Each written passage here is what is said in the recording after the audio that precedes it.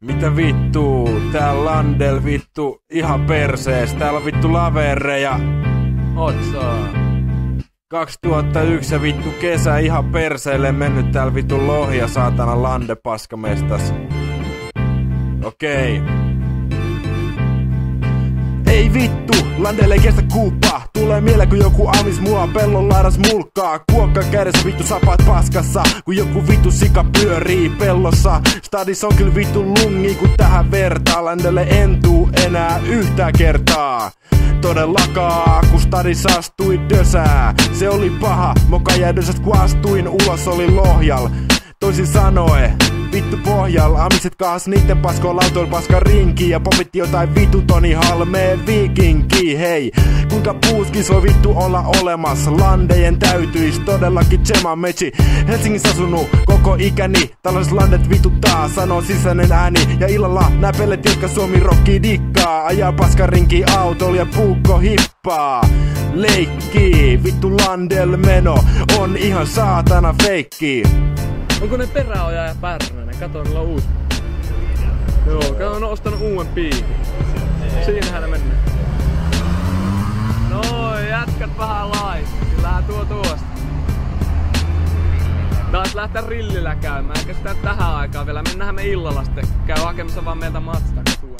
Hei, mulla on mukana tosi iso rinkaa. Bissel täytän koko 23 litraa. Suljen ikkunaan kun tääl haisee niin. Ja matkalla on varmaan ihan kivoimaisemia, mutten niit huomaa. Keskityn juomaan lisää. Perilastun ulos kompastun kun on niin kännissä. Sit jatketaan Prismaan, kädel rankal tuhlaa. Ostaa lisää viinat tänään rannal juhlaa. Mut putoon veteen kesken kuman illan. Ja joudun ole munasillaan, alla junasillaan. Aamul pihkaa tukassa ja kännykkä hukassa. Ois voinut soittaa pisiksille, mut ne on verkko tääl skutassa. Pieni poika onkin kova kundi, kun sitä vituttaa joka vuotinen landerundi. Ja vitut mustaa mitä kesämökin rannalla, kun se voi tehdä pissisten se asespalla.